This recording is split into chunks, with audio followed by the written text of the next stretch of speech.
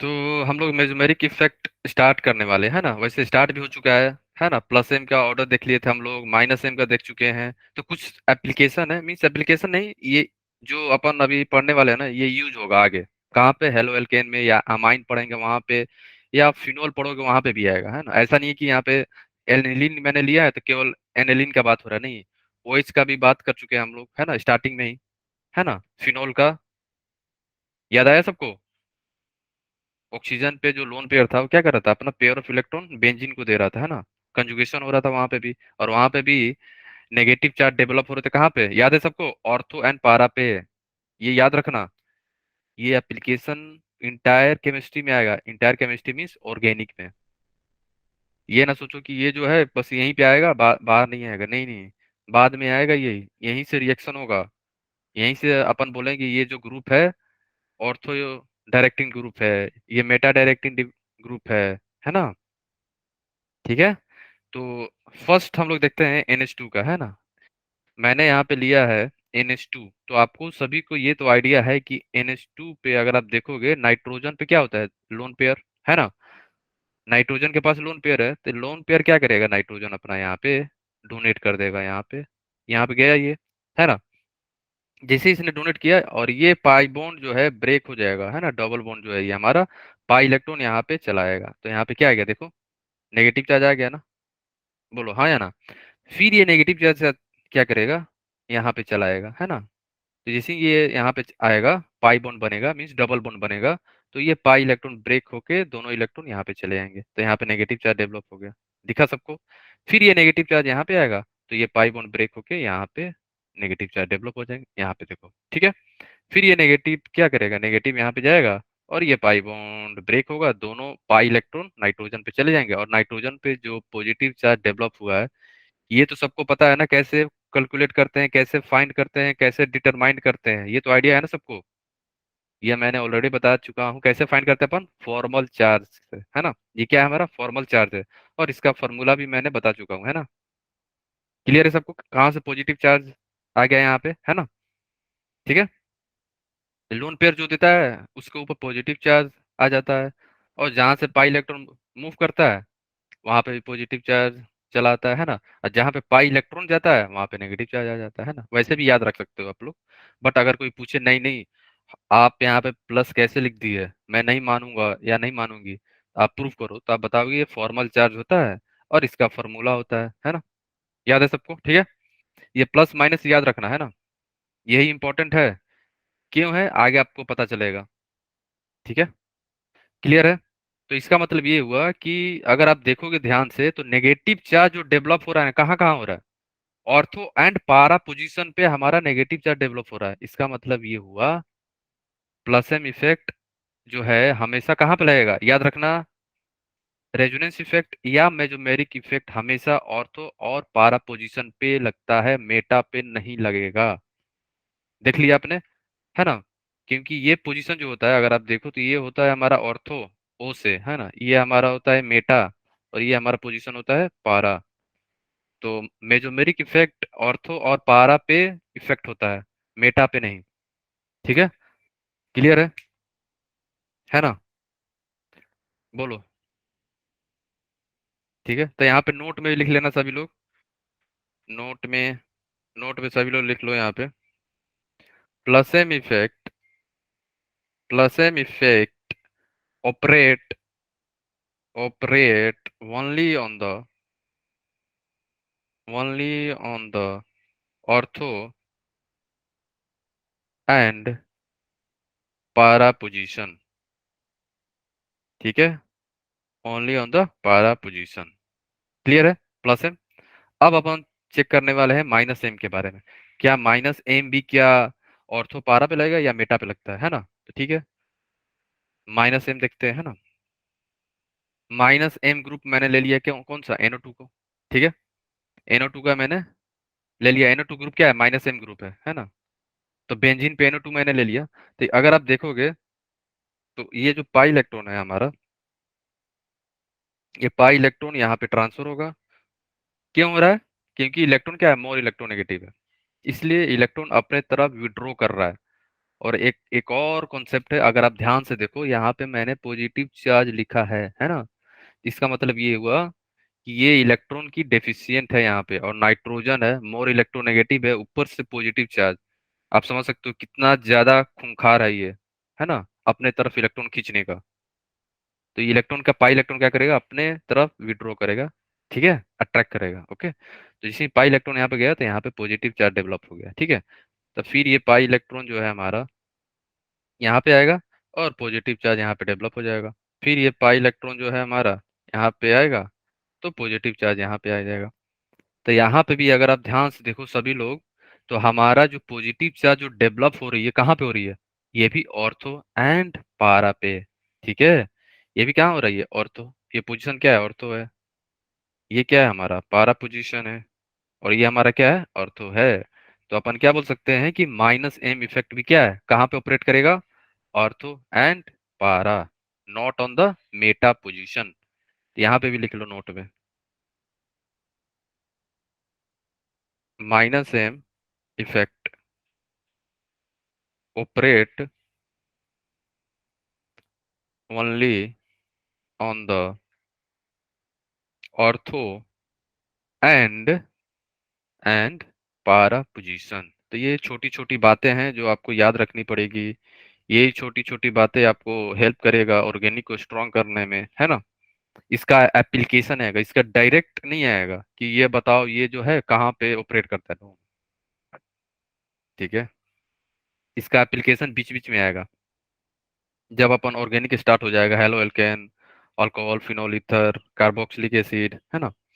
ठीक है, अब बताओ यहाँ तक किसी को कहीं पे कुछ भी डाउट है, एनीवन, कहीं पे कुछ भी डाउट, बोलो।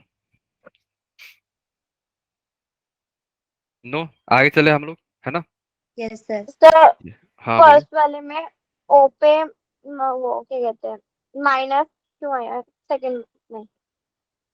ओ पे, पहले माइनस नहीं है तो बॉन्ड टूटने की वजह से नेगेटिव आया। हाँ। अच्छा, ये जो यहाँ पे जो बॉन्ड गया ना, ये वाला फर्स्ट यस वाला है सर। ना, यहाँ पे माउस दिख रहा है ना मेरा, ये वाला, है ना। तो जैसे ही ये पाई इलेक्ट्रॉन यहाँ गया तो ये ब्रेक होके यहाँ पे चला आएगा, ठीक है। तो इसलिए यहाँ पे नेगेटिव चार्ज आ गया था, मीन्स यहाँ पे नहीं, यहाँ पे आ गया, है ना। ठीक है, ठीक है, फाइन। Yes sir. ओके, और किसी को कहीं पे कुछ भी डाउट है, बताओ। नहीं, आगे चले हम लोग। ओके, ठीक है। अब हम चलते हैं आगे। आगे जो है कुछ चीजें हैं जो आपको याद रखना पड़ेगा, है ना। वैसे आपको इम्पोर्टेंट है नोट में याद रखना। क्या क्या है, फर्स्ट आपको पता चल गया कि एम इफेक्ट जो होता है, प्लस एम हो या माइनस एम हो, हमेशा कहाँ पे लगेगा, ऑर्थो एंड पारा पे, मेटा पे नहीं लगेगा, है ना। मेटा पे नहीं लगेगा, ये इंपॉर्टेंट है।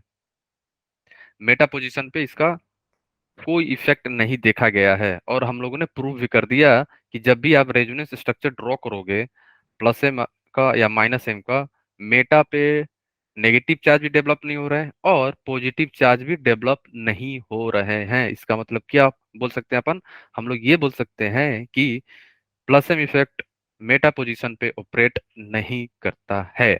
अगर वहां पे ग्रुप हो प्लस एम वाला, तो वहां पे प्लस एम इफेक्ट नहीं लगेगा, फिर प्लस आई लगेगा केवल, है ना। ठीक है,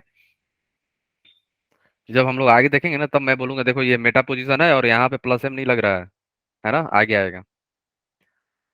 देखो कुछ ग्रुप जो होते हैं ना, वैसे तो बहुत सारे ग्रुप जो है प्लस एम शो करते हैं, प्लस आई भी शो करते हैं, कुछ जो होते हैं प्लस एम शो करते हैं, माइनस आई शो करते हैं, कुछ जो होते हैं माइनस एम माइनस आई दोनों शो करते हैं, है ना। बट आपको ये ध्यान रखना होगा कि कौन सा किसका इफेक्ट स्ट्रांग है, ठीक है। तो ये इंपॉर्टेंट पॉइंट है, ये आपको याद करना पड़ेगा, ठीक है। OH ग्रुप जो है, बेंजीन पे प्लस एम हो जाता है, NH2 भी हो जाता है, और ईथर ग्रुप भी प्लस एम होता है ना। बट अगर वहां पे कंजुगेशन नहीं हो रहा है तो ये कैसा होता है, माइनस आई, याद रखना, ओके, है ना।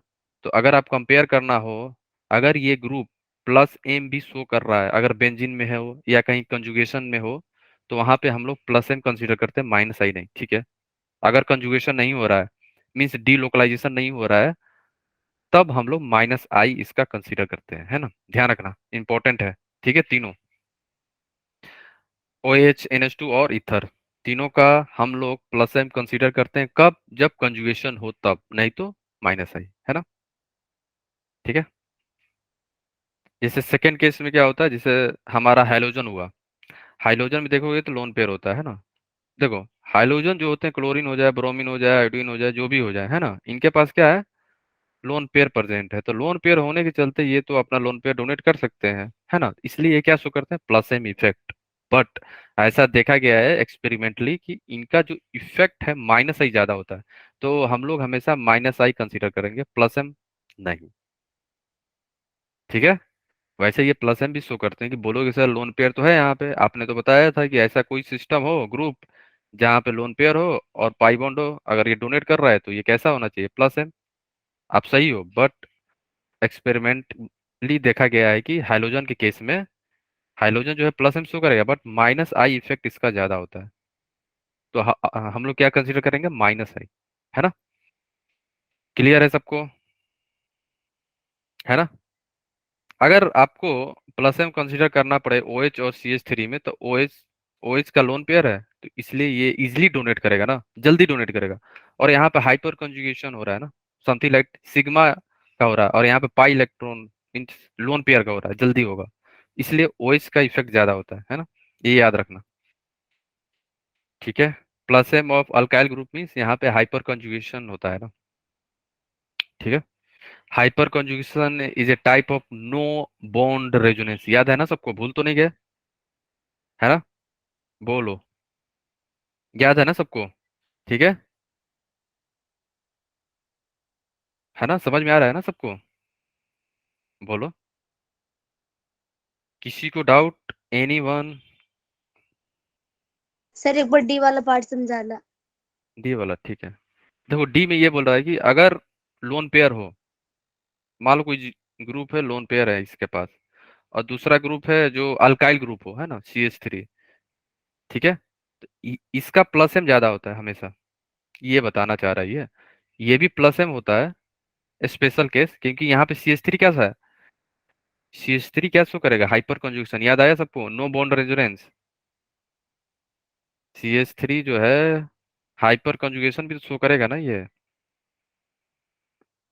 याद आया सबको, हाइपर कंजुगेशन अपन पढ़े थे कार्बोकैटायन पे, डबल बॉन्ड पे, याद आया सबको, यस सर। फ्री रेडिकल पे, है ना। तो बस आपको ये ध्यान रखना है कि OH का ज्यादा होता है, क्योंकि OH पे क्या है, ऑलरेडी लोन पेयर प्रेजेंट है और वो इजीली डोनेट कर देगा। ठीक है। और ये कुछ टाइम लेगा ना, ऐसा थोड़ी है आप गए, ठीक है हमको पैसा दे, वो CH3 कंजूस टाइप का है, बोलेगा नहीं नहीं नहीं, मेरे पास ऑलरेडी, मैं किसी और को पैसा दे दिया हूँ, है ना, कैसे दूं तुमको, तो फिर आपको मनाना पड़ेगा, नहीं दे दो दे दो दे दो। तब वो CH3 क्या करेगा कि हाइड्रोजन तुम यहाँ से निकलो, तुम्हारा मैं पैसा लेके दूसरे को दे रहा हूँ, ऐसा होगा, है ना। ठीक है। यही तो था ना हाइपर कंजुगेशन, समझ गए आप लोग, नो बॉन्ड रेजोनेंस हो रहा था ना वहां पे, याद आया सबको। बोलो। ठीक है। Yes sir. अब हम चलते हैं एप्लीकेशन इसका, है ना। वैसे तो एप्लीकेशन आगे भी आएगा, बहुत आएगा इसका, बट थोड़ी कुछ चीजें जो आप ध्यान रखना कि हम लोग जितने भी इंटरमीडिएट होंगे, जैसे कार्बोकैटायन होगा, फ्री रेडिकल होगा और कार्बेनाइन होगा, इन तीन से ज्यादा क्वेश्चन पूछे जाते हैं, तो इनका स्टेबिलिटी अपन चेक करेंगे, क्यों, क्योंकि ये जो इंटरमीडिएट है ना, ये बनेंगे जब अपन रिएक्शन पढ़ेंगे अल्कोहल में, हेलो एल्केन में। तो जैसे SN1 पढ़ोगे तो कार्बोकैटायन बनेगा वहां पे, समझ गए। तो उस समय हम लोग ये चेक करेंगे कि ये पार्टिकुलर जो रिएक्शन है, इसकी होने की टेंडेंसी कितनी तेज है, फास्ट है, कितना ये जल्दी होगा, रेट ऑफ रिएक्शन जो हम लोग बोलते हैं। तो रेट ऑफ रिएक्शन किस पे डिपेंड करेगा, SN1 जो हम लोग आगे पढ़ने वाले कार्बोकैटायन पे। तो फिर हम लोग क्या करेंगे वहां पे, कार्बोकैटायन की स्टेबिलिटी चेक करेंगे। तो इसलिए GOC को बोला गया है ज्यादा इंपॉर्टेंट। GOC क्या है हमारे लिए, बहुत ज्यादा इंपॉर्टेंट है, क्यों, इसी का एप्लीकेशन आगे यूज होगा पूरा इंटायर केमिस्ट्री में, है ना, ऑर्गेनिक में, है ना। इसलिए GOC अच्छे से हम लोग को आना चाहिए। ओके। तो देखो, अगर आपको स्टेबिलिटी ऑफ कार्बोकैटायन चेक करना है, ठीक है, तो plus I directly proportion to plus I होता है, प्लस एम होगा या हाइपर कंजुगेशन होगा। But inversely proportional to -I - M। क्यों? कार्बोकटायन देखोगे कि ऑलरेडी ये बेचारा गरीब है ना? गरीब के पास कोई और दूसरा गरीब चला जाए तो आप सोचो क्या होगा? और गरीब हो जाएंगे। इसको चाहिए कोई अमीर, है ना? तो प्लस क्या है? बोलेगा लो, कितना चाहिए लो, है ना? तो प्लस क्या है, अपना इलेक्ट्रॉन डोनेट करेगा तो कार्बोकटायन की क्या हो जाएगी, स्टेबिलिटी आ जाएगी, है ना? इसलिए प्लस वाले +I+M और हाइपर कंजुगेशन कार्बोकटायन की स्टेबिलिटी को इंक्रीज कर देगा। सिमिलरली कार्बन आयन में देखो, कार्बन आयन में क्या है, ऑलरेडी इसके पास इतना पैसा है, वो बेचारा संभाल नहीं पा रहा है ना? तो इसको क्या चाहिए, दूसरे लोग चाहिए जो इससे इसके पैसे यूज करें, है ना? और आप बोल सकते हो कि कार्बन आनायन जो है, यहाँ पे क्या है, इलेक्ट्रॉन डेंसिटी ज्यादा है, तो ये क्या चाहेगा, जल्दी से इसका इलेक्ट्रॉन डेंसिटी कोई ले ले, सो दैट ये क्या हो जाए, स्टेबल हो जाए। जितने चार्ज कंपाउंड पे होते हैं ना, कंपाउंड अनस्टेबल होता है due to increase of potential energy. Negative charge है तो ये अनस्टेबल फील करेगा, ये चाहेगा कि ऐसा ग्रुप हो पास में जो इसका इलेक्ट्रॉन डेंसिटी अपने तरफ खींच ले, है ना? तो कौन सा ग्रुप होना चाहिए, -I एंड -M। बट अगर +I+M हो जाए तो क्या होगा, अनस्टेबल हो जाएगा। ऑलरेडी इसके पास इतना पैसा है और दूसरा आके और पैसा देने लगे, तो क्या कोई मतलब है ही नहीं, है ना? ठीक है। समुद्र में दो समुद्र में गए और आपने 2 ड्रॉप पानी डाल दिया तो क्या फर्क, कुछ फर्क पड़ेगा नहीं ना? वैसा ही सिस्टम है ना? तो ये एक चीज याद रखना, कार्ब अनायन की स्टेबिलिटी डिपेंड करती है -I - M पे। अगर +I+M हो तो उसकी स्टेबिलिटी डिक्रीज हो जाती है, ये ध्यान रखना, है ना? और फ्री रेडिकल का जो स्टेबिलिटी होगा ना, सेम टू सेम कार्बोकटायन का होता है ना? ठीक है, सेम टू सेम कार्बोकटायन का। और आप बोल सकते हो सेम एज कार्बोकटायन। वैसे ये फिर से आएगा, रेडिकल, कार्बोकटायन, फ्री रेडिकल, ये सारी चीजें कार्बन आयन फिर से आएंगे, है ना? अभी के लिए बस ध्यान रखना, ठीक है? क्लियर है सबको? किसी को कहीं पे कुछ भी डाउट है, एनीवन, है ना? अब हम चलते हैं एसिडिक स्ट्रेंथ। अब आपके मन में आ रहा होगा कि एसिडिक स्ट्रेंथ -I और -M पे कैसे डिपेंड कर रहा है? पूछो, क्यों सर, इससे पीछे रीजन क्या है, क्यों आके करेगा -I - -M पे? किसी को आइडिया है क्यों? बोलो। सर जो एसिड होते हैं वो इलेक्ट्रॉन डोनेट करते हैं और जो बेसिक होते हैं वो इलेक्ट्रॉन एक्सेप्ट करते हैं। ये तो लेविस एसिड से बता रहा है, हाँ वो तो सही है, लेकिन ये -I और -M पे क्यों डिपेंड करता है? अभी के लिए देख लो, है ना? आगे आएगा, इसका रीजन बताऊंगा आगे, है ना? ठीक है, तो ये एसिडिक स्ट्रेंथ किस पे डिपेंड करेगा, -I एंड -M पे, है ना? जितना ज्यादा -I होगा, जितना ज्यादा -M ग्रुप लगा रहेगा कंपाउंड के अंदर, उसकी एसिडिक स्ट्रेंथ बढ़ जाती है। बट अगर +M+I हो तो उसकी एसिडिक स्ट्रेंथ डिक्रीज कर जाती है ना? क्यों करती है, क्या रीजन है, आगे अब हम लोग देखने वाले हैं जस्ट, है ना? सिमिलरली बेसिक स्ट्रेंथ में क्या होता है, डायरेक्टली प्रोपोर्शनल +I+M में होता है, but inversely proportional to -I - -M group. अगर बेसिक कोई कंपाउंड है और उसमें आपको चेक करना है बेसिक स्ट्रेंथ, अगर वहां पे ग्रुप जो प्रेजेंट है -I और -M है ना, उसमें कनेक्टेड है, अटैच्ड है, तो उसकी बेसिक स्ट्रेंथ डिक्रीज हो जाती है। बेसिक स्ट्रेंथ बढ़ने से अगर बेसिक स्ट्रेंथ बढ़ने के लिए क्या चाहिए हमें, +I and +M। But acidic के लिए क्या चाहिए हमें, -M एंड -I। क्यों चाहिए, क्या रीजन है, आगे हम लोग देखेंगे, है ना? ये ध्यान रखना, ठीक है? और एक चीज और याद रखना, जैसे आपको तो ऑलरेडी पता होगा, आप लोग आयनिक ऑलरेडी पढ़ चुके हो, एसिडिक स्ट्रेंथ बढ़ने से आप क्या सोच रहे हो, बताओ? अगर मैं ये बोलूं कि इस सोल्यूशन में मान लो कि हमारे पास एक बीकर है, ठीक है, और मैंने ये बोल दिया कि यहाँ पे ये सॉल्यूशन जो है हमारा एसिडिक है, ज्यादा ही एसिडिक है, तो आप क्या बोलना चाहोगे, इस पे कमेंट करो कुछ, अपना पॉइंट ऑफ व्यू बताओ। सर स्ट्रेंथ इसका ज्यादा जो होना। पीएच है वो 0 से 6.9 के बीच में होगा। हम्म। और अगर मैं ये बोल रहा हूँ ये सोल्यूशन जो है हमारा एक्स ये ज्यादा एसिडिक है, तो आप डिफरेंट टर्म में कैसे बोलोगे? मीन्स रिफ्रेश करो स्टेटमेंट को मेरे। सर ये इलेक्ट्रॉन डोनेट करेगा ऐसे?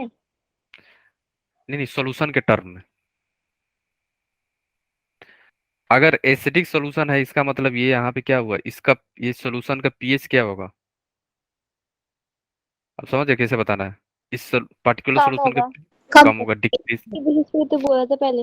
हाँ, और यहाँ पे H प्लस क्या हो जाएगा हमारा? ज्यादा हो जाएगा। ज्यादा हो होगा हो जाएगा। जाएगा, यस। एंड हमारा OH माइनस क्या हो जाएगा? कम होगा। कम। यस।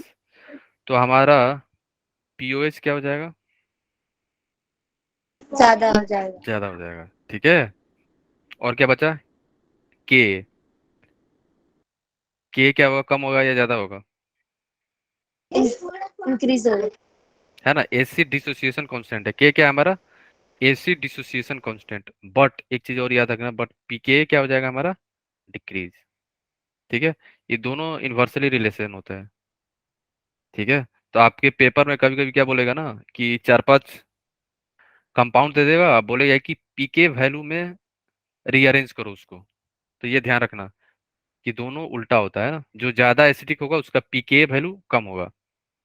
ठीक है, के बी सर वैल्यू, पीके वैल्यू जैसे पीके जो होता है ना हमारा, पीके अगर आप देखोगे तो माइनस लॉग के होता है। ठीक है, ये आयनिक में हम लोग पढ़ेंगे, पीके इक्वल टू माइनस लॉग के।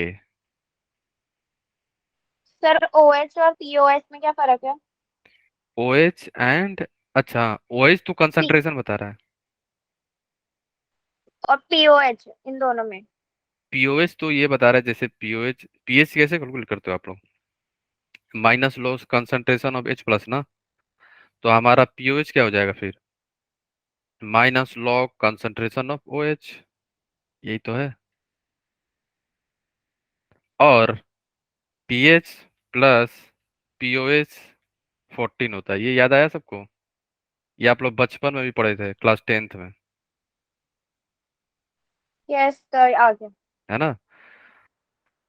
ठीक है, तो इसलिए मैंने ये एक जितने भी इससे रिलेटेड पर्टिकुलर एसिडिक के रिलेटेड जितने भी क्वेश्चन बन सकते हैं, मैंने यहाँ पे लिख दिया कि एसिडिक स्ट्रेंथ अगर इंक्रीज कर रहा है तो H प्लस बढ़ेगा, बट पीएच घटेगा, पीओएच बढ़ेगा, के भले इंक्रीज करेगी हमारी, पीके डिक्रीज करेगी, के भी डिक्रीज करेगी, पीके भी बढ़ेगी, और OH माइनस की कंसंट्रेशन क्या होगी हमारी? डिक्रीज। तो ये ध्यान रखना, ठीक है। ये मत सोचना कि क्वेश्चन में आपको हमेशा एसिडिक स्ट्रेंथ कंपेयर करने के लिए बोल देगा, नहीं, कुछ भी बोल सकता है ना वो लोग। बोल देगा नहीं नहीं पीके कंपेयर करो, नहीं नहीं पीके भी करो, के भी करो। ठीक है, इसलिए सभी चीज आपको आना चाहिए, है ना।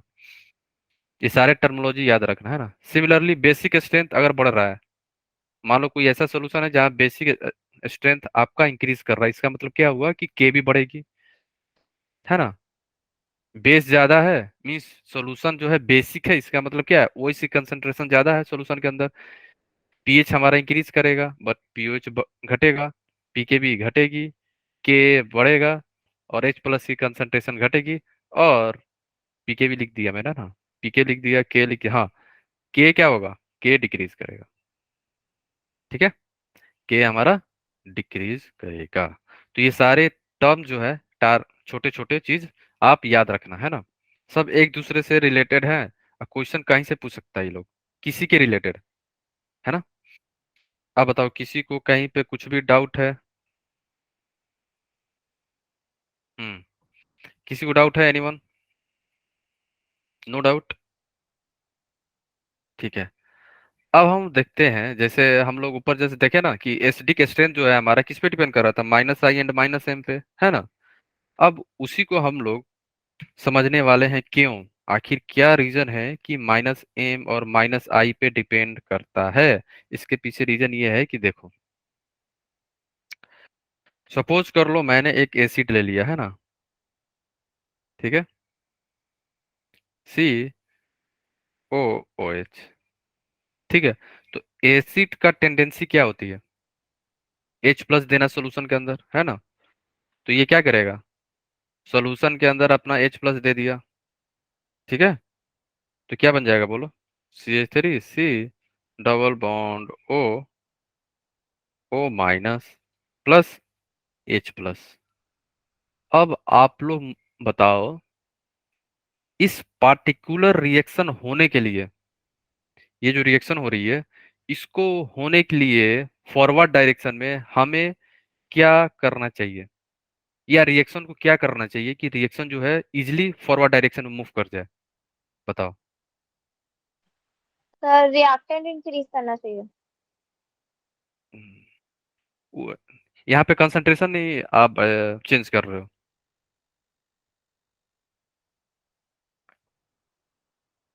ये जो रिएक्शन हुआ है, इसको फॉरवर्ड डायरेक्शन में जाने के लिए आपको क्या चेक करना पड़ेगा? कंसंट्रेशन नहीं, ली चैटलियर प्रिंसिपल मत लगा देना यहाँ पे, है ना? कि सर हम क्या करेंगे, रिएक्टेंट साइड में कंसंट्रेशन बढ़ाते रहेंगे तो ये फॉरवर्ड जाता रहेगा। नो। वही लगाने वाली थी। हमको पता है आप लोग वही सोचोगे, ओ नहीं। ये रिएक्शन फॉरवर्ड में जाने के लिए हमें क्या चेक करना पड़ेगा? आप लोग ऐसे सोचो, आप कहीं पे जा रहे हो, वहां पे आपको बहुत सारा रिस्पेक्ट मिल रहा है ना? जाते हो तो लोग बहुत रिस्पेक्ट करते हैं, आपको पूछते हैं, है ना? शिखा आ जाओ, बैठो, जुबिया आओ, इफ्रा आओ, खा लीजिए, बैठिए। तो आप वहां जाना चाहोगे क्योंकि वहां पे क्या बोल रहा है आपको? रिस्पेक्ट मिल रहा है ना? तो कंपाउंड भी वहां जाना चाहेगा जहाँ ये स्टेबल होता है। ठीक है, तो यहाँ पे ये बताओ, तो हम लोग ये चेक करेंगे, ये पार्टिकुलर जो नेगेटिव चार्ज डेवलप हुआ है ना, अगर ये नेगेटिव चार्ज स्टेबल है तो ये फॉरवर्ड होना चाहेगा ज्यादा समय तक। तो हम लोग एसिडिक स्ट्रेंथ कैसे चेक करेंगे? Stability of conjugate base. Conjugate base भी बोलो या कार्ब एनायन, क्या बोल सकते हो आप लोग? Carb anion. ठीक है, अगर आप कहीं गए जहाँ पे आपको कोई पूछा नहीं, है ना, लोग बोलेंगे ओए शिखा चलो निकलो यहाँ से, क्यों आई तुम यहाँ? आप जाना चाहोगे नहीं ना? ओए जुबिया क्यों आई यहाँ तुम? तो आप नहीं जाना चाहोगे वहां पे, है ना? नेहा। नहीं जाऊंगी तो, मैं। तो लोग नहीं जाएंगे। लोग है ना? तो कंपाउंड भी है कि कंपाउंड भी मूव करेगा जो फॉरवर्ड डायरेक्शन, कब? जब ये स्टेबल हो रहा होगा, नहीं होगा तो बैकवर्ड डायरेक्शन में मूव कर जाएगा। ठीक है ना? क्या करेगा अगर ये अनस्टेबल हो रहा होगा तो क्या करेगा ये? बैकवर्ड डायरेक्शन में मूव कर जाएगा फास्ट। तो ये सारी चीजें आपको ध्यान रखना होगा। तो यहाँ पे एसिडिक स्ट्रेंथ कैसे चेक करेंगे हम लोग, याद रखना, यहाँ पे लिख लो, स्टेबिलिटी ऑफ एनायन, है ना? एसिडिक स्ट्रेंथ एस, एस क्या है हमारा? Acidic strength is directly proportional to stability of anion. जो एनायन या जो कंजुगेट बेस बना है उसकी स्टेबिलिटी पे। तो ये नेगेटिव चार्ज का स्टेबिलिटी कैसे बढ़ेगा? अब आपको आइडिया लग गया होगा, इसलिए -I - M के डायरेक्टली प्रोपोर्शनल था। तो -I हो जाए या -M आ जाए तो इसकी स्टेबिलिटी बढ़ जाएगी। ठीक है, क्लियर है सबको? फाइन। ठीक है, किसी को डाउट है? Anyone? No Shailaja? Sir. Shailaja doubt है? अंजलि, भूमि, दीक्षा, इकफरा, Iqra, Khushboo, Kriti, Komal, Nazia, no Pal, sir. Pinki? No doubt ना? Preeti, Priya, Sakshi, Shikha, Tanu, Zubia, no doubt? ठीक है, ओके, क्लियर है? ओके, ठीक है, ठीक है। तो हमेशा जब भी आपको कोई बोले कि एसिडिक स्ट्रेंथ चेक करो, तो आप क्या चेक करोगे कि जो ग्रुप है, जो कंपाउंड है, उसमें कहीं -I - M है कि नहीं, -I - M ग्रुप है कि नहीं। फिर हम लोग आगे भी चेक करेंगे, बहुत सारी चीज होता है, रेजोनेंस हो रहा है कि नहीं, है ना? -M मीन्स रेजोनेंस ही है। ठीक है, ओके, क्लियर है सबको? तो ये सारी चीजें जो है, छोटी छोटी बातें आपको याद रखना है ना? ठीक है, अब हम चलते हैं बेस पे, है ना? बेस कैसे कंपेयर करोगे बेसिक स्ट्रेंथ जो कंपाउंड है ये ज्यादा बेसिक है कि लेस बेसिक बेसिक है। तो बेस के लिए हम लोग हमेशा चेक करते हैं कि, अरे सपोज करो यहाँ पे हम लोग चेक करने वाले हैं एमाइन का, एमाइन की बेसिसिटी है ना, एमाइन जो है हमारा उसकी बेसिसिटी अपन चेक करने वाले हैं, है ना, एमाइन का, है ना। तो बेसिसिटी हमेशा हम लोग चेक करते हैं एमाइन की availability of lone pair. Nitrogen पे क्या होता था, लोन पेयर ना। अगर आप देखोगे तो नाइट्रोजन पे क्या होता है, लोन पेयर। अगर लोन पेयर फ्री है, ठीक है, ये एक चीज ध्यान रखना, अगर लोन पेयर फ्री होगा तो उसकी बेसिसिटी बढ़ जाएगी, इंक्रीज कर जाएगी, ठीक है। है ना, मान लो यहाँ पे है हमारा अमाइन कोई, है ना, और इसके पास लोन पेयर है, ठीक है। ये तो फ्री है क्योंकि यहाँ पे क्या है, यहाँ पे कोई भी डीलोकलाइजेशन नहीं हो रहा है, मूवमेंट नहीं हो रहा है, तो ये क्या है, लोकलाइज्ड लोन पेयर है। क्या है ये हमारा, लोकलाइज्ड। ये हमारा क्या है, लोकलाइज्ड लोन पेयर है यहाँ पे, है ना। अब अगर आप सोचो, एमाइन ने कहीं पे देखा H+, है ना, उसने देखा H+, ये क्या करेगा, जल्दी से अपना फास्ट अपना लोन पेयर क्या करेगा, इसे डोनेट कर देगा, डोनेट कर देगा ना। तो क्या बन जाएगा यहाँ पे, डोनेट कर गया तो हमें मिल जाएगा NH3+, ठीक है। तो ये अपना लोन पेयर डोनेट कैसे कर रहा है, ये डिपेंड कर रहा है कि उसके पास लोन पेयर फ्री है कि नहीं। अगर ये लोन पेयर डीलोकलाइजेशन करता तो क्या इजीली डोनेट कर पाता H+ को, बताओ, बोलो। अगर NH2 पे, नाइट्रोजन पे लोन पेयर जो प्रेजेंट है, अगर ये वो लोन पेयर डीलोकलाइजेशन में पार्टिसिपेट करता या कहीं और रहता, है ना, क्या वो अपना लोन पेयर इजिली H+ को देता, बोलो, हाँ या ना, क्या वो दे पाता, बोलो। सर। एनीवन, प्रिया, तनु, नहीं ना, नाजिया, नहीं दे पाता ना, प्रीत, पार्थ, कृति, खुशबू, इकरा, इफ्रा, दीक्षा, नहीं दे पाता है ना। क्योंकि क्या है, वो अपना लोन पेयर डीलोकलाइजेशन में दे रहा है, तो लोन पेयर उसके पास अवेलेबल नहीं है। तो हमें क्या चेक करना है बेसिसिटी के लिए, हमेशा availability of lone pair on nitrogen. क्या चेक करेंगे हमेशा, लोन पेयर जो है नाइट्रोजन के पास फ्री है कि नहीं। जैसे हम लोग एसिडिक चेक करने के लिए क्या चेक कर रहे थे, कंजुगेट बेस या कार्बन आयन जो बना है उसकी स्टेबिलिटी, वो जितना ज्यादा स्टेबल होगा उतना ही एसिडिक स्ट्रेंथ होगा, है ना। तो लिख लो यहाँ पे आप लोग सभी लोग,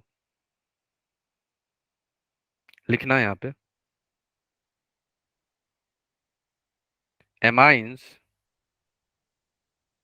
amines have lone pair, amines have lone pair on nitrogen atom, on nitrogen atom, due to which due to which behave as behave as Lewis base। ये तो इसका डिफिनीशन हो गया, है ना। अब लिखो नोट में जो इम्पोर्टेंट है हमारे लिए, क्या है कि बेसिसिटी जो होगा इसका, नोट में लिखना है basicity, basicity is directly proportional to the availability of availability of lone pair of nitrogen, ठीक है, समझ गया आप। नाइट्रोजन पे लोन पेयर कितना फ्री है, या बोल सकते हो free lone pair, free lone pair, तभी तो वो दूसरे को दे पाएगा। उ, उसका अगर लोन पेयर कहीं बिजी है तो कहाँ से दे पाएगा, तो बेसिक स्ट्रेंथ उसका कम हो जाएगा, है ना। जितना फ्री लोन नाइट्रोजन पे लोन पेयर होगा उसकी बेसिक स्ट्रेंथ बढ़ती चली जाएगी। लेविस बेस समझ गया ना, लेविस बेस क्या होता था, ऐसा कंपाउंड जो अपना लोन पेयर डोनेट करे या इलेक्ट्रॉन डेंसिटी दूसरे को डोनेट करे, वो कैसा बिहेव करेगा, बेस की तरह, है ना। क्लियर है सबको? फाइन, आगे चले। बोलो, किसी को कहीं पे कुछ भी डाउट तो नहीं आ रहा है? बोलो। और दूसरा पॉइंट और लिख लेना, मान लो नोट में ये ए है और आप बी में लिख लो ये। अगर आपके पास दो कंपाउंड दिया गया है, स्ट्रक्चर है ना, एक जो है अमाइन का लोन पेयर जो है डिलोकलाइज कर रहा है और एक का नहीं कर रहा है, तो जो नहीं करेगा ना उसकी बेसिसिटी बढ़ जाएगी, तो वही लिख लो यहाँ पे। Basicity of basicity of localised basicity of localised lone pair greater than greater than delocalized delocalized loan pair. तो अब एग्जांपल से समझते हैं कैसे कैसे आखिर ये कैसा हो रहा है। देखो, एग्जांपल है आपके पास, है ना, आपको बताना है केबी ऑर्डर। कौन सा ऑर्डर? बेसिसिटी लिख लो यहाँ पे। बेसिसिटी ऑर्डर बताना है। ऑर्डर ये ए है, ये हमारा बी है। ए और बी में से सबसे ज्यादा बेसिक कौन है?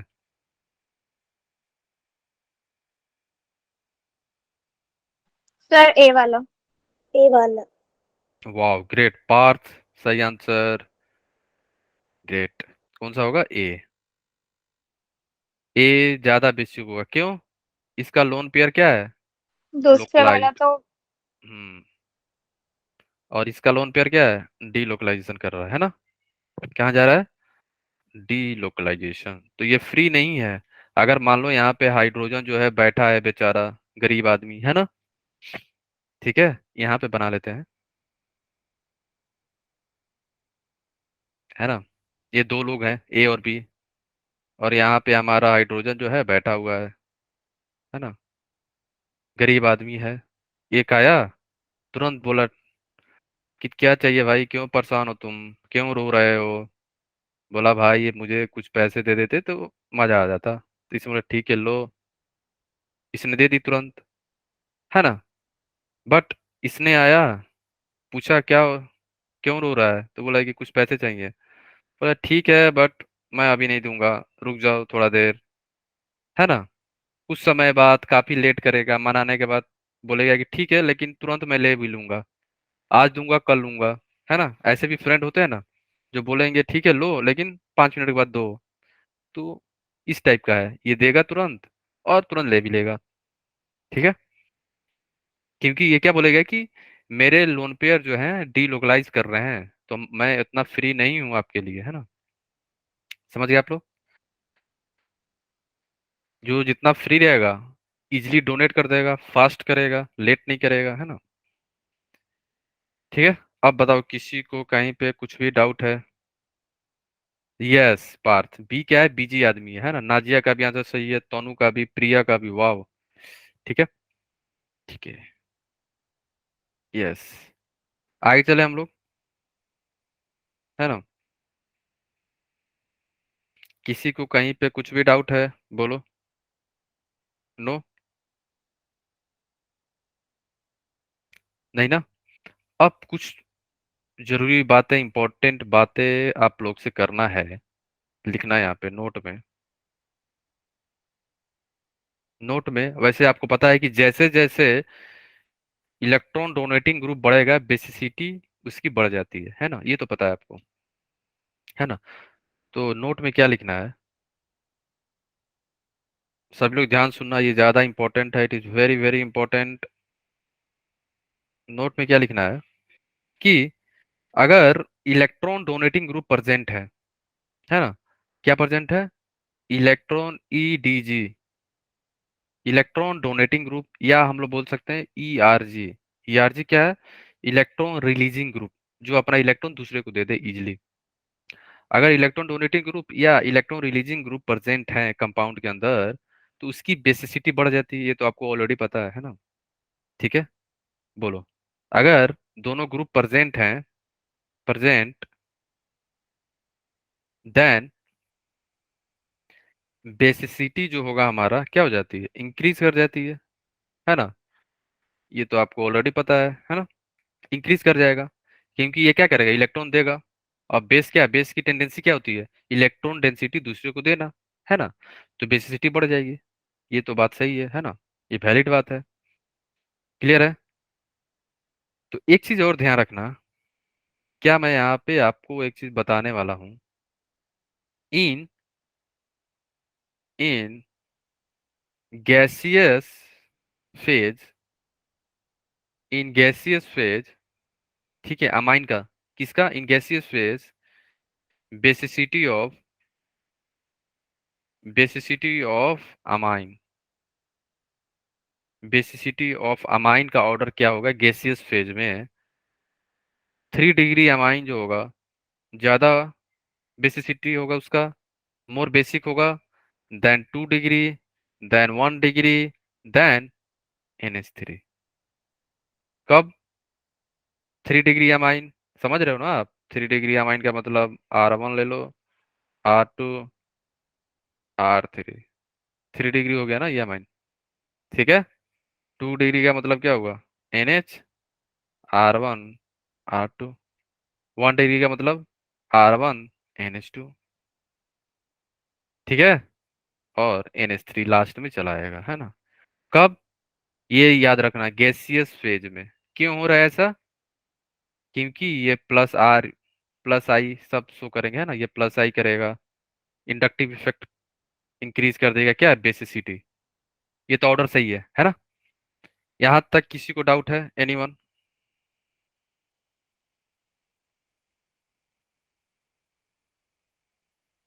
एनीवन, किसी को कोई डाउट है, प्रिया, नाजिया, इफ्रा, तनु, सुनैना, सर पार्थ, जूबिया, शिखा, तनु, एनीवन, पिंकी, अंजलि, कृति, कोमल, किसी को डाउट डाउट है, शैलजा, भूमि, दीक्षा, नहीं ना। इसका मतलब ये हुआ कि 3 डिग्री अमाइन जो होगा, अगर वहां पे अल्काइल ग्रुप अटैच है तो उसकी बेसिसिटी ज्यादा हो जाती है ना। क्यों होती है, क्योंकि प्लस आई के चलते वहां पे नाइट्रोजन के ऊपर इलेक्ट्रॉन डेंसिटी इंक्रीज हो जाता है। और जितना ज्यादा इलेक्ट्रॉन डेंसिटी इंक्रीज करेगा तो इलेक्ट्रॉन या लोन पेयर देने की टेंडेंसी ज्यादा हो जाएगी, बस, है ना। तो ये ऑर्डर याद रखना, 3 डिग्री, 2 डिग्री, 1 डिग्री, लास्ट में क्या होगा, NH3। कब, गैसियस फेज में, है ना। बट कहानी में अब आएगा ट्विस्ट, है ना। कहानी में क्या आने वाला है, अब आएगा ट्विस्ट। कैसे, देखो। इन अब हम अब हम लोग देख लें, now now in aqueous phase. अब हम लोग देखने वाले हैं एक्वास फेज में, सेम, किसका, 3 डिग्री, 2 डिग्री, 1 डिग्री का, है ना, ठीक है। एक्वास फेज में जैसे ही आपने 3 डिग्री, 2 डिग्री को डालोगे तो वहां पे इंडक्टिव इफेक्ट तो लगेगा अल्काइल ग्रुप के चलते, बट वहां पे अदर इफेक्ट भी लगने लगते हैं, जिसे हम लोग बोलते हैं सोलवाबलेशन, सॉल्वेशन होता है ना। सॉल्वेशन का मतलब ये हुआ कि वाटर मॉलिक्यूल जो है हाइड्रोजन बॉन्डिंग करने लगेगा अमाइन के साथ। तो हाइड्रोजन बॉन्डिंग चलने करने के चलते क्या हो जाएगा, यहाँ पे क्राउडिंग होगा। क्राउडिंग होने के चलते क्या होगा कि इसका जो लोन पेयर है ना, अपना लोन पेयर इजिली डोनेट नहीं कर पाएगा। ऐसा समझो कि आपने कहीं घूमने चले गए, है ना, बहुत भीड़ भाड़, कोई मेला में चले गए, है ना, और बहुत भीड़ हो गया, आप और कोई फ्रेंड गए हो, और इतना भीड़ हो गया कि आप अपने फ्रेंड कहीं और चला गया और आप कहीं और चले गए, आप देख ही नहीं पा रहे हो, क्यों, इतना क्राउडिंग हो गया है। तो क्राउडिंग बढ़ने से चलते क्या होगा, नाइट्रोजन पे जो लोन पेयर है ना वो अपना इजिली डोनेट नहीं कर पाएगा।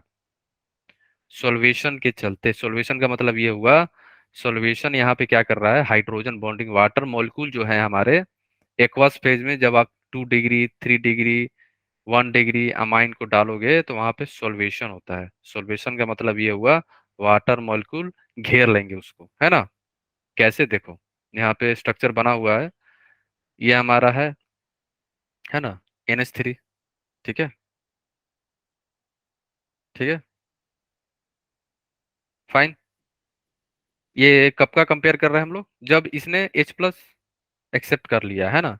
मान लो कि NH3 है हमारा, और इसने H प्लस एक्सेप्ट करके क्या बन गया, NH4 प्लस, है ना। तो सिमिलरली सबका, है ना, सबने H प्लस एक्सेप्ट कर लिया है। उसके बाद क्या हो रहा है देखो, उसके बाद यहाँ पे पानी के अंदर हाइड्रोजन बॉन्डिंग स्टार्ट हो गया। ये क्या है, हाइड्रोजन बॉन्डिंग, है ना। इसको सॉल्वेशन बोलते हैं, या हम लोग बोलेंगे हाइड्रेशन। वाटर कर रहा है, वाटर मॉलिक्यूल जो है अटैच हो रहा है ना, यहाँ पे सॉल्वेंट क्या है, वाटर है, इसलिए हम लोग क्या बोलते हैं, हाइड्रेशन। ठीक है। तो हाइड्रेशन यहाँ पे क्या हो रहा है, हाइड्रोजन बॉन्डिंग, इसके साथ फिर यहाँ पे भी हाइड्रोजन बॉन्डिंग, एच बॉन्डिंग, है ना। यहाँ पे भी एच बॉन्डिंग, यहाँ पे भी एच बॉन्डिंग। तो यहाँ पे क्या किए, क्राउडिंग हो गया ना। ये नाइट्रोजन के पास क्या था, लोन पेयर था। तो इस क्राउडिंग के चलते क्या इसके पास लोन पेयर फ्री है, बताओ। फ्री तो है, क्या ये अपना लोन पेयर दे पाएगा इजिली दूसरे को, बहुत ज्यादा क्राउडिंग हो गया तो क्या ये दे पाएगा, बताओ आप। No sir. सर। हाँ, घूमने गए और आपने मेले में खो गए, आपको दिखा ही नहीं, आप छोटे छोटे बच्चे हो, है ना। इतना भीड़ हो गया, आप आप अपने फ्रेंड से मिस कर गए, पता नहीं चला फ्रेंड आपका कहाँ चले गया, आप कहाँ हो, और आप लोग देख रहे हो वो दिख ही नहीं रहा, है ना। तो सेम यहाँ पे भी होता है, लोन पेयर तो है लेकिन इसको कुछ दिख ही नहीं रहा, इतना क्राउडिंग हो गया वहां पे। तो क्राउडिंग के चलते क्या ये अपना लोन पेयर डोनेट नहीं कर पा रहा है ना। ठीक है, फाइन। किसी को डाउट है, एनीवन? नहीं ना। ठीक है, तो ये ऑर्डर जो हो जाता है इसका, अगर आप देखोगे सॉल्वेशन के चलते बेसिसिटी का ऑर्डर हो जाता है 1 degree means NH3, then 1 degree, then 2 degree, then 3 degree. But inductive effect से क्या होना चाहिए था, ये किस ये किससे हो रहा है, सॉल्वेशन से। बट इंडक्टिव से क्या होना चाहिए था, 3 degree, then 2 degree, then 1 degree, है ना। लास्ट में क्या आना चाहिए था, NH3। ये किससे होना चाहिए था, इंडक्टिव से। बट ऐसा एक्सपेरिमेंटली देखा गया है कि दोनों इफेक्ट, ये दोनों इफेक्ट लग रहा था ना यहाँ पे, इंडक्टिव एंड सॉल्वेशन। तो इन दोनों लगने के चलते हमारा प्रो जो मेन ऑर्डर है एक्सपेरिमेंटली, ऑर्डर क्या आ गया, ऑर्डर याद रखना, ये आपको याद ही करना चाहिए, है ना, याद कर लेना, रट जाना इसको, ठीक है। क्लियर है सबको, जो ऑर्डर मैं बताने वाला हूँ ये आपको रट रट जाना। अगर कोई पूछे इसके रीजन लॉजिक तो बोलना सॉल्वेशन एंड इंडक्टिव इफेक्ट के चलते, ठीक है। ये ऑर्डर आपको याद करना पड़ेगा, ठीक है। वैसे सॉल्वेशन से आना चाहिए था ये, इंडक्टिव से आना चाहिए था ये ऑर्डर, बट ये दोनों ऑर्डर सही नहीं है। ऑर्डर क्या आएगा देखो यहाँ पे, अगर आपके पास अल्काइल ग्रुप जो हमारा R था, अगर R जो है हमारा CH3 हो जाए, जो R1 R2 R3 था, याद आया। R अगर CH3 हो जाए तो हमारा ऑर्डर होता है 2 डिग्री, 1 डिग्री, 3 डिग्री, लास्ट में NH3। तो ये आपको रटना पड़ेगा, there is no alternative reason. दो रीजन बता दोगे, सॉल्वेशन एंड इंडक्टिव इफेक्ट, तो सर। दोनों का कंबाइंड से हमें ये ऑर्डर मिला है, ठीक है। सॉल्वेशन से कुछ और मिल रहा था ऑर्डर, इंडक्टिव से हमें कुछ और ऑर्डर आ रहा था, ठीक है। सिमिलरली, है ना, अगर आपके पास C2H5 है ना, ये मिथाइल है, अगर आपके पास मिथाइल हो तो ऑर्डर आएगा 2 1 3। अगर आपके पास इथाइल आ जाए, है ना, तो आपका ऑर्डर हो जाएगा 2 degree, then 3 degree, then 1 degree, last में NH3 आएगा। तो ये आपको याद करना पड़ेगा, ठीक है, फॉर इथाइल ग्रुप, अगर इथाइल ग्रुप हो तो, ठीक है,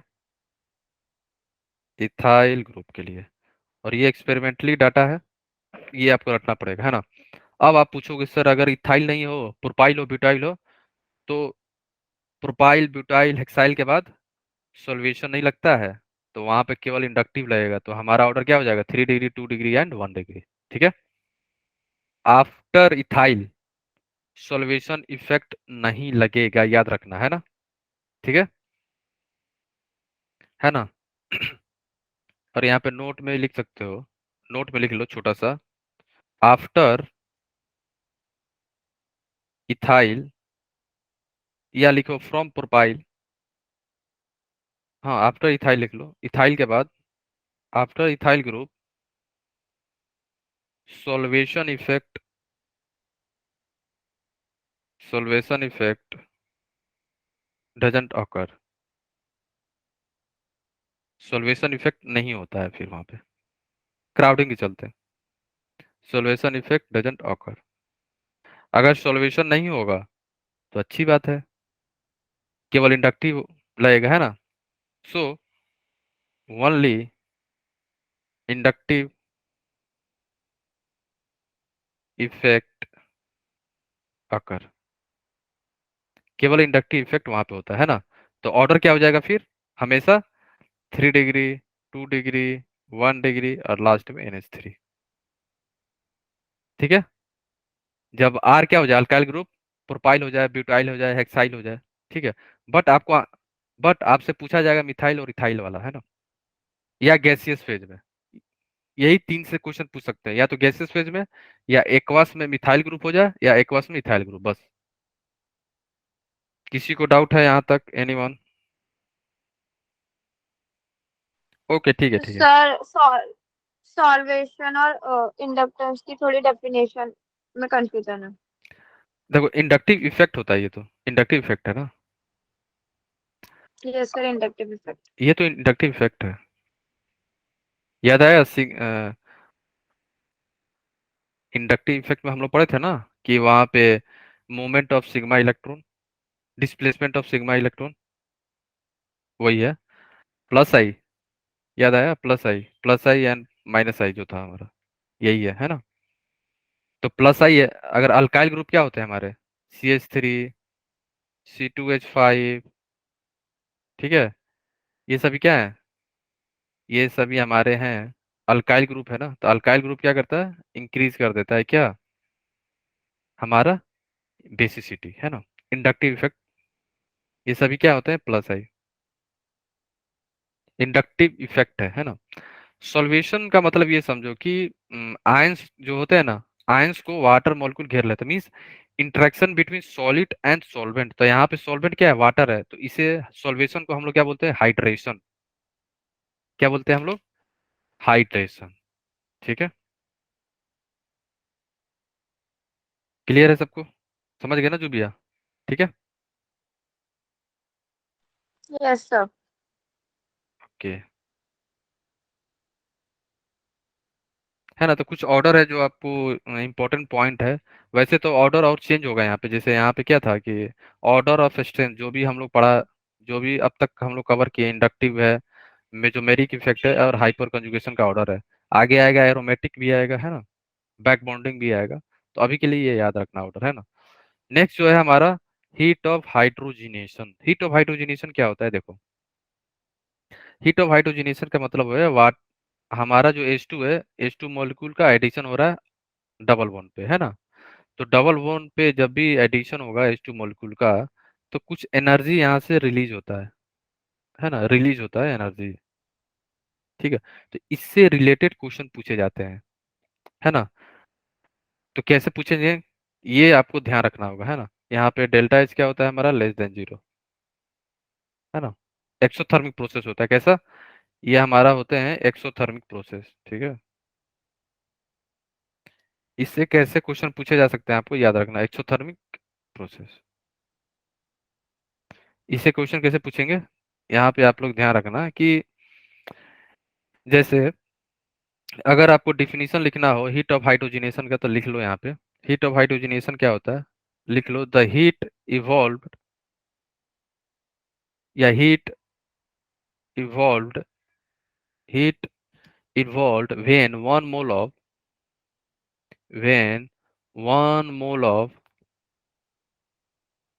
mole of unsaturated 1 mole of unsaturated hydrocarbon,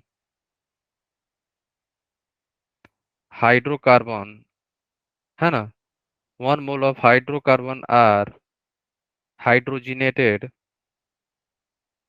hydrogenated is called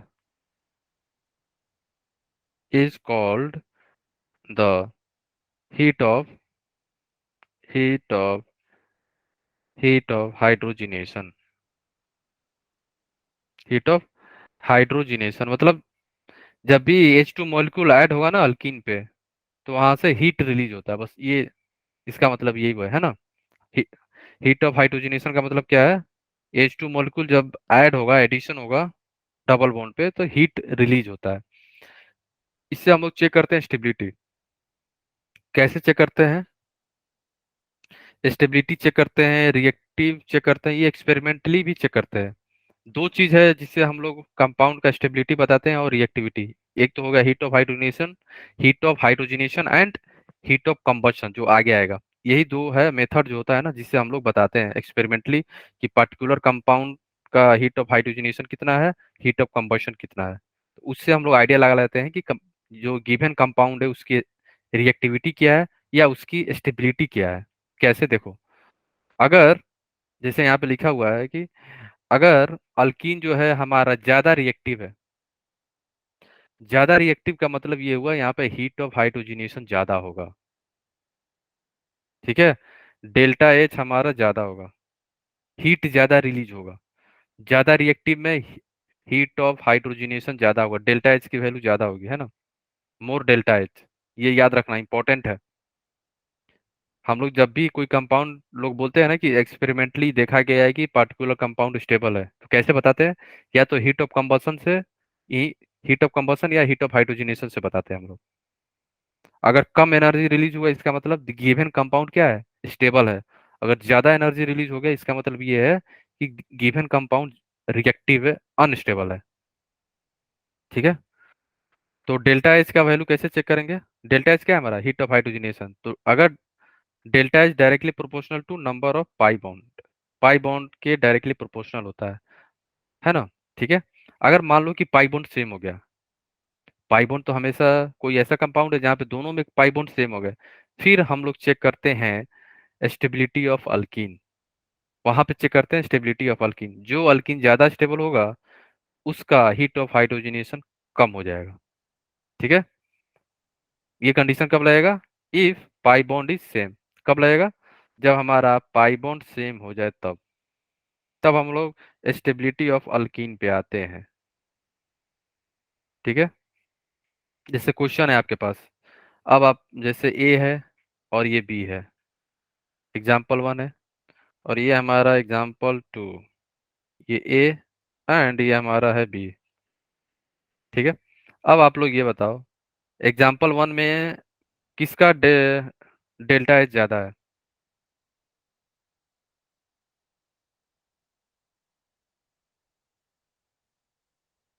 किसका डेल्टा एच ज्यादा है?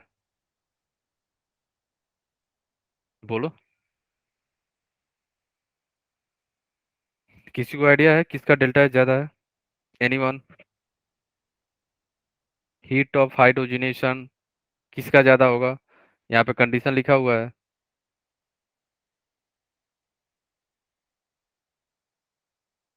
एक है, यस ग्रेट, प्रिया का सही आंसर है, पिंकी का भी ए सही है। क्यों?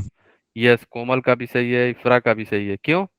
पहले अपन चेक करेंगे pi bond, number of pi bond, पहला कंडीशन है फर्स्ट। पहले ये चेक करेंगे अपन, है ना। उसके बाद ये जब पाई बॉन्ड सेम हो जाए, डबल बॉन्ड सेम हो जाए तब, तो आंसर क्या हो जाएगा हमारा? ए। सेकेंड एग्जांपल बताओ कौन सा होगा?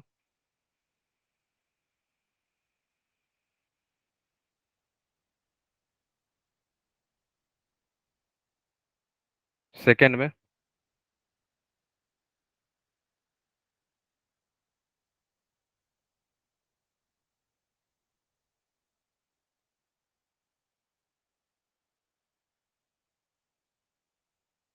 सेकेंड में किसका हीट ऑफ हाइड्रोजनेशन ज्यादा होगा? बी। ग्रेट। क्यों प्रिया बताओ, रीजन क्या है? इसके पीछे रीजन क्या है प्रिया? Any idea? बोलो।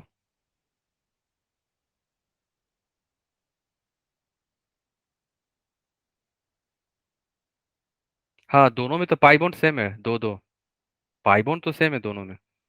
रीजन?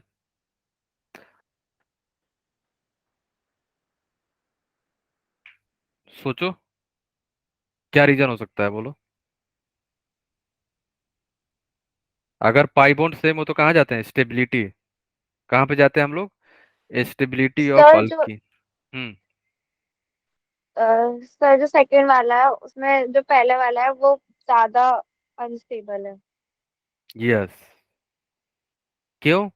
क्योंकि फर्स्ट वाला जो है, फर्स्ट में रेजोनेंस हो रहा है, नो। तो ये अल्कीन क्या है? लेस स्टेबल है। हाँ या ना? और ये हमारा क्या है? स्टेबल है। क्यों है? Due to resonance. समझ गए आप? कॉन्सेप्ट, दो दो कॉन्सेप्ट लग रहा है यहाँ पे, है ना? Double bond, single bond, double bond, है ना? पाई सिग्मा पाई आ गया ना, अल्टरनेट सिस्टम। समझ गए आप लोग? और यहाँ पे देखो, पाई सिग्मा सिग्मा सिग्मा, ये नहीं है यहाँ पे। तो हमारा कौन सा होगा ऑर्डर? ए। समझ गए आप लोग? ऑर्डर ए होगा प्रिया, है ना? स्टेबिलिटी ऑर्डर आपका सही है प्रिया, स्टेबल होगा। बट हमें बताना है हीट ऑफ हाइड्रोजिनेशन। देखो यहाँ पे डेल्टा एच जो है inversely proportional to stability of alkene. या आप बोल सकते हो स्टेबिलिटी ऑफ अल्कीन कैसे चेक करते हैं? नंबर ऑफ अल्फा हाइड्रोजन या रेजोनेंस जहाँ होगा उसकी पर्टिकुलर अल्कीन का स्टेबिलिटी बढ़ जाता है ना रेजोनेंस से चलते, या अगर ज्यादा अल्फा हाइड्रोजन हो तो हाइपर कंजुगेशन से क्या होगा? अल्कीन की स्टेबिलिटी बढ़ जाएगी। उस केस में हमारा हीट ऑफ हाइड्रोजनेशन क्या हो जाएगा? कम होता है। जितना ज्यादा अनस्टेबल होगा ना हीट ऑफ हाइड्रोजनेशन, उतना ही ज्यादा होगा। समझ गए आप लोग? प्रिया, क्लियर हो गया आपको? ठीक है, देखो, हीट ऑफ हाइड्रोजनेशन का ऑर्डर फाइंड करने के लिए हमें दो चीज ध्यान रखना है। First, pi bond. ठीक है, पाई बॉन्ड चेक करेंगे। अगर पाई बॉन्ड ज्यादा है तो उसका हीट ऑफ हाइड्रोजनेशन ज्यादा होगा। अगर पाई बॉन्ड सेम हो गया, देन हम लोग चेक करते हैं अल्कीन की स्टेबिलिटी।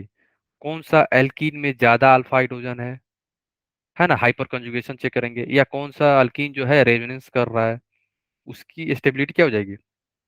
ज्यादा होगी। बट स्टेबिलिटी ज्यादा होगी इसका मतलब ये थोड़ी है हीट ऑफ हाइड्रोजनेशन ज्यादा होगा। ये क्या बोल रहा है कि डेल्टा एच जो है हमारा, डेल्टा एच क्या है? हीट ऑफ हाइड्रोजनेशन है ये, हीट ऑफ हाइड्रोजनेशन। ठीक है, हीट ऑफ हाइड्रोजनेशन है ना? ये ध्यान रखना आप लोग, ओके? तो हीट ऑफ हाइड्रोजनेशन जो है हमारा, क्या हो जाएगा फिर? अगर पाई बॉन्ड सेम हो तो हम लोग चेक करते हैं स्टेबिलिटी। तो जो जितना लेस स्टेबल होगा उतना ही उसकी डेल्टा एच की वैल्यू ज्यादा होगी। समझ में आ गया प्रिया? अगर यहाँ पे देखोगे एग्जाम्पल नंबर टू में अगर आप देखो सभी लोग, तो क्या है यहाँ पे? बी में रेजोनेंस हो रहा है कि नहीं हो रहा है, बताओ? बी में रेजोनेंस हो रहा है कि नहीं, बोलो हाँ या ना? ठीक है, बी में क्या हो रहा है? पाई है, ये हमारा सिग्मा होगा और ये पाई होगा। रेजोनेंस हो रहा है ना? ठीक है ना? ठीक है, तो ये रेजोनेंस करेगा ना यहाँ पे, ये यहाँ चला गया और ये यहाँ चला जाएगा। ठीक है, तो यहाँ पे रेजोनेंस हो रहा है और यहाँ पे रेजोनेंस हो रहा है। रेजोनेंस यहाँ पे क्या हो रहा है? रेजोनेंस हो रहा है। यहाँ पे नो रेजोनेंस। अब ये बताओ कौन सा ज्यादा स्टेबल होगा फिर? स्टेबिलिटी ऑर्डर बी का ज्यादा होगा। स्टेबिलिटी जो अगर आप चेक करोगे तो बी का ज्यादा होगा ए से। बट हीट ऑफ हाइड्रोजनेशन ए का ज्यादा होता है। जो जितना ज्यादा रिएक्टिव होगा ना उतना ही ज्यादा हीट रिलीज करेगा। इसलिए हीट ऑफ हाइड्रोजनेशन उसका ज्यादा होता है ना। ठीक है, किसी को डाउट? प्रिया क्लियर हो गया आपको, है ना? ठीक है, अब देखो हीट ऑफ कंबशन, ये भी इजी है। ये दोनों मेथड होता है ना, ये दोनों मेथड हम लोग यूज करते हैं कंपाउंड की स्टेबिलिटी चेक करने के लिए, कंपाउंड का रिएक्टिविटी चेक करने के लिए, दोनों, heat of hydrogenation and heat of combustion experimentally. तो हीट ऑफ कंबशन क्या होता है, सेम जैसे हीट ऑफ हाइड्रोजनेशन में एनर्जी रिलीज होता था ना, यहाँ पे भी हम लोग हीट करेंगे, कंबशन करेंगे, कंबशन मतलब हीटिंग होता है ना, यहाँ पे भी एनर्जी क्या होगा, रिलीज होगा, है ना। तो हीट ऑफ कंबशन क्या होता है, it is the energy liberated during complete combustion of organic compound. इसीलिए कभी कभी लोग बोलते हैं क्या कि एक्सपेरिमेंटली जो है ये पर्टिकुलर कंपाउंड स्टेबल है, तो कहाँ से बता रहे हैं, वो लोग एक्सपेरिमेंटली चेक करते हैं heat of combustion, heat of combustion से बताते हैं हम लोग, है ना, एक्सपेरिमेंट एक्सपेरिमेंट करके।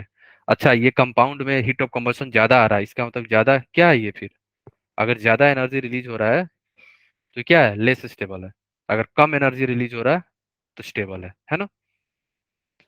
तो हीट ऑफ कंबशन जो है हमारा हमेशा directly proportional to number of carbon atom, ये क्या है हमारा heat of combustion. H O C का मतलब क्या है, heat of combustion is directly proportional to number of carbon atom. ठीक है, क्लियर है सबको, बोलो। तो इनमें से ऑर्डर बताओ क्या होगा हमारा, मान लो ए है, ये बी है, और सी है, और डी है, ऑर्डर बताना है heat of combustion H O C का, ऑर्डर क्या होगा,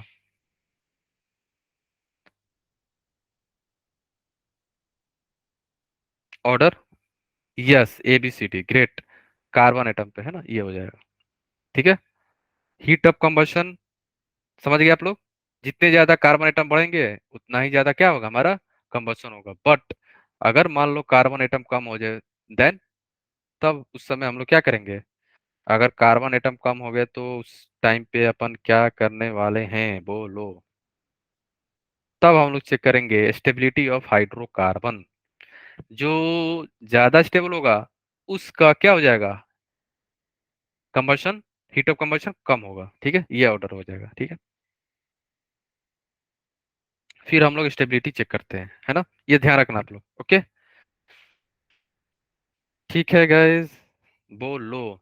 तो एग्जाम्पल है आपके पास ए बी सी डी, है ना, तो ये एग्जाम्पल आप लोग ट्राई करना, नेक्स्ट क्लास में हम लोग यहाँ से स्टार्ट करेंगे। ठीक है, एच ओ सी का ऑर्डर बताना, ऑर्डर ऑफ एच ओ सी, समझ गए कैसे बताओगे, पहले चेक करोगे नंबर ऑफ कार्बन एटम, है ना, यहाँ पे हाइड्रोजनेशन से भी बता सकते हो, है ना। ठीक है, क्लियर, या डेल्टा एच का ही ऑर्डर बता देना, ठीक है, डेल्टा एच का ऑर्डर ऑफ डेल्टा एच, ठीक है, डेल्टा एच समझ रहे हो ना, हीट ऑफ हाइड्रोजनेशन का। तो पहले क्या चेक करोगे, pi bond, pi bond same है तो क्या चेक करेंगे हम लोग, स्टेबिलिटी ऑफ अल्कीन, जो ज्यादा स्टेबल होगा डेल्टा एच की वैल्यू कम होगी, है ना। ठीक है, ओके, फाइन। तो नेक्स्ट क्लास में आप लोग ये एग्जांपल करके आना, तो हम लोग यहीं से स्टार्ट करेंगे आगे जीओसी।